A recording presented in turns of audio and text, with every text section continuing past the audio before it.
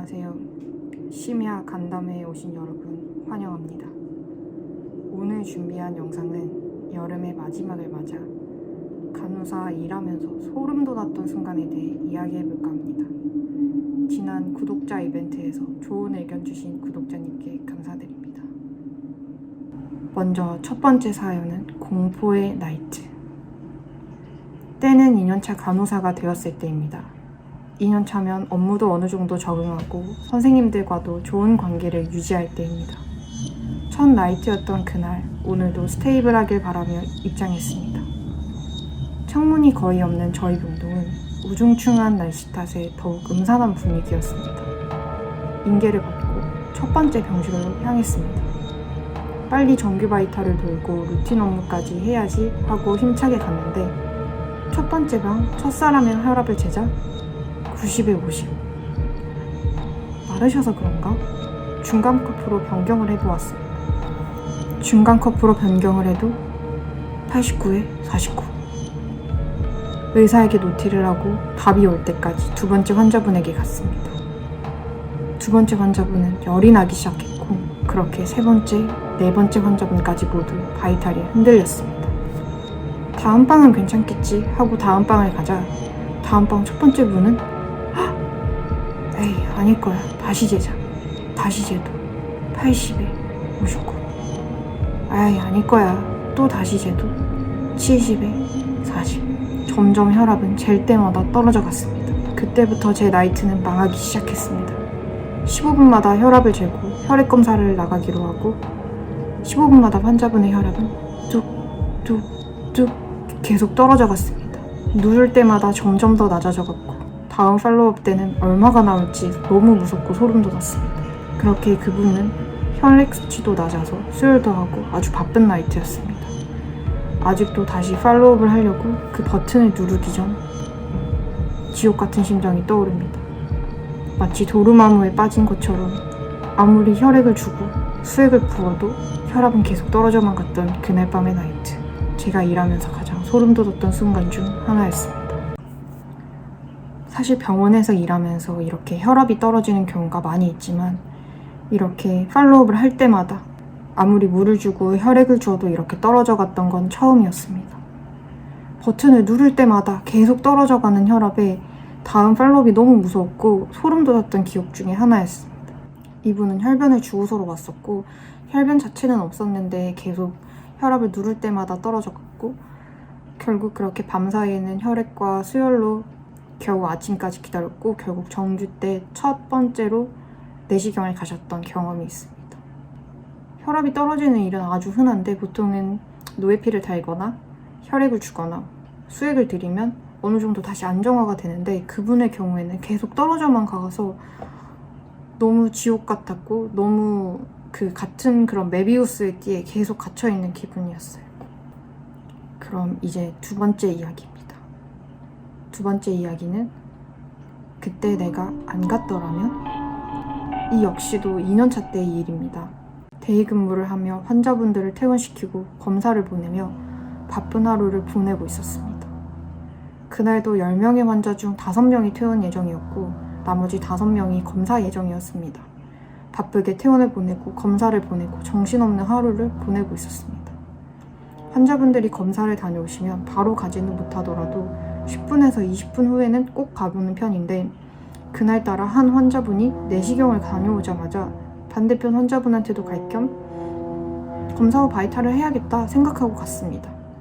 반대편 환자분께서 컴플레인이 심해서 먼저 설명을 하고 뒤돌아서자마자 검사를 다녀온 분이 갑자기 동공이 고정되고 숨을 헐떡이면서 흰갑게 숨을 쉬고 있었습니다. 많이 안 좋은 환자분도 아니었고 검사도 항상 늘 하던 검사라 검사를 다녀온 환자분이 그렇게 숨을 거칠게 쉬고 있는 건 처음 보았습니다. CPR 직전 상황이 벌어진 것입니다. 바로 차지 선생님께 도움을 요청하고 환자분의 의식과 맥박을 확인했습니다. 모니터링을 바로 시작하고 주치의가 곧 도착했습니다. 다행히 CPR 상황은 아니었기 때문에 CPR 방송은 내지 않았고 마취 제 미다졸람으로 인해 부작용을 일으킨 상태였습니다. 기량제인 프루닐이 즉시 투약이 됐고 투약이 된 후에 환자분은 다시 정상 호흡을 되찾았고 의식도 되찾았습니다. 이 약은 당시 6년차 선생님도 써본 적이 없을 정도로 극히 드물게 사용되는 기량제였습니다. 그 후 저는 모든 환자가 검사를 돌아오면 바이탈을 못하더라도 잠깐이라도 환자의 상태를 보고 오는 습관이 생겼습니다. 아직도 환자분이 허공을 바라보고 고정된 동공으로 호흡을 거칠게 숨을 쉬고 있던 모습이 아직도 생각이 납니다. 이 사연의 경우에는 저희 병동에서는 가는 검사들이 사실 한정적이고 다 똑같고 대부분의 검사들이 검사를 갔다 오면 괜찮고 그렇게 퇴원을 하고 하루 만에 퇴원하시는 분들도 있고 대부분은 그런 상황인데 이렇게 검사를 다녀오셔서 미다졸람으로 인해 호흡이 안 되시는 분은 처음 봤었어요. 6년차 선생님도 처음 봤을 정도로 굉장히 드문 일이고 거의는 일어나지 않는 일이에요. 근데 항상 그렇듯이 예외는 있고 어떤 약물이든지 부작용을 갖고 있는 사람은 있을 수 있기 때문에 주의 깊게 투약이 되어야 되고 검사 후에 만약에 제가 조금 늦게 갔더라면 그분은 제때 기량제를 투약받지 못하고 안 좋은 상황이 됐을 수도 있지 않을까 하는 생각이 들더라고요. 그 이후부터는 검사를 다녀오면 가서 뭔가 혈압을 잰다거나 환자분에게 설명은 못하더라도 꼭 가서 환자분이 어느 정도의 컨디션인가를 확인을 한번 보고 오는 편이에요. 세 번째 사연은 동료 선생님께서 보내주신 사연입니다. 제가 4년 차에 있었던 일입니다. 한 환자분이 혈액검사 결과가 너무 안 좋고 응급실에서부터 꼭 주의 깊게 봐달라고 하고 올라온 분이었습니다. 막상 환자분이 입원을 하자 환자분은 거동도 가능했고 혈액검사에 비하면 컨디션도 굉장히 좋아 보이는 분이었습니다. 입원 간호 정보 조사를 하는 동안에도 환자분은 밝은 표정을 지으며 저와 함께 하하호호 웃으며 즐겁게 이야기를 했었습니다. 그렇게 환자분의 혈액 수치를 안정화하기 위해 관장도 하고 여러 가지 처치가 진행이 되었습니다. 처치가 진행되던 중 갑자기 환자분이 순간 의식을 잃으며 온몸에 힘이 빠지는 상황이 발생했습니다. 다급하게 환자분에게 다가가 의식을 확인하고 환자분의 맥박과 의식을 확인한 후에 응급방송을 냈었습니다. 방송을 내고 교수님과 주치, 의사들이 모두 달려와서 집중적으로 처치를 하기 시작했습니다. 당시 복도의 가장 끝방이 다른 방보다 작아서 격리용 방으로 사용이 되고 있었는데 끝에서 끝으로 그분을 옮기고 집중적으로 처치를 하기 시작했습니다. 교수님은 가족분들에게 곧 연락을 해 임종을 하실 것 같으니 병동으로 오시도록 했습니다. 그렇게 환자분은 가족분들이 오는 몇 시간 동안 눈도 제대로 뜨지 못하고 의식을 잃은 상태가 유지되고 있었습니다. 저는 너무도 믿기지 않았고 방금까지 웃으며 저와 이야기하고 거동이 가능했던 사람이 한순간 의식을 잃으며 깨어나지 못하고 있었습니다. 교수님은 1시간도 더 살지 못할 것 같다고 말씀하셨습니다. 그러나 환자분은 가족분들이 올 때까지 약 5시간가량을 버티셨고 가족분들이 오시자 갑자기 눈을 또렷하게 뜨시면서 가족분들과 이야기를 하기 시작했습니다. 그때 저를 소름 돋게 했던 그 한마디는 땡땡아, 그때 우리 거기 갔던 거 기억나? 거기 정말 좋았었는데.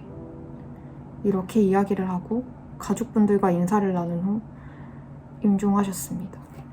저는 아직도 병원에서 일하며 가장 기억에 남는 일, 소름 돋는 순간을 생각하면 이때가 떠오릅니다. 이렇게 오늘은 총 3가지 소름 돋는 사연에 대해 준비해봤습니다.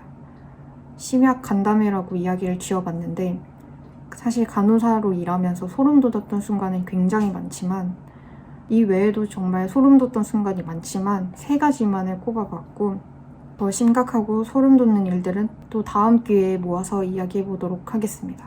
오늘도 영상 봐주셔서 감사드리고 구독 부탁드리고요. 좋아요 부탁드립니다.